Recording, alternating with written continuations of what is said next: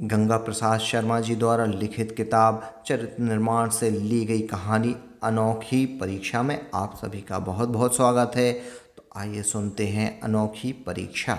एक बार स्वामी विवेकानंद का एक शिष्य उनके पास आया और उनसे कहा, स्वामी जी, मैं आपकी तरह भारत की संस्कृति, दर्शन और रीति रिवाज का प्रचार प्रसार करने के लिए अमेरिका जाना चाहता हूँ। यह मेरी पहली यात्रा है। आप मुझे विदेश जाने की अनुमति और अपना आशीर्वाद दें ताकि मैं अपने मकसद में सफल होऊं। स्वामी जी ने उसे ऊपर से नीचे तक देखा, फिर कहा, सोच कर बताऊंगा। यह सुनकर शिष्य हैरत में पड़ गया। उसने विवेकानंद जी से इस उत्तर की कल्पना भी नहीं की थी। उसने फिर कहा, स्वामी जी, मैं आपकी तरह ही सादगी से अपने देश की संस्कृति का प्रचार करूंगा। मेरा ध्यान और किसी चीज़ पर नहीं जाएगा। विवेकानंद ने फिर कहा, सोचकर बताऊंगा। शिष्य ने समझ लिया कि स्वामी जी उसे विदेश नहीं भेजना चाहते, इसलिए ऐसा कह रहे हैं।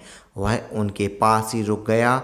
2 दिनों के बाद स्वामी जी ने उसे बुलाया और कहा, तुम अमेरिका जाना चाहते हो तो जाओ, मेरा आशीर्वाद तुम्हारे साथ है। शिष्य ने सोचा कि स्वामी जी ने इतनी छोटी सी बात के लिए 2 दिन सोचने के क्यों लगाए।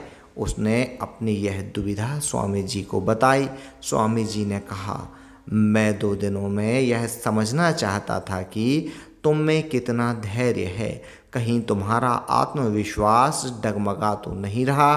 तुम 2 दिनों तक यहाँ रहकर निर्विकार भाव से मेरे आदेशों की प्रतीक्षा करते रहे, जिसमें इतनी सहन शक्ति और गुरु के प्रति श्रद्धा भाव होगा, वह शिष्य कभी भटकेगा नहीं।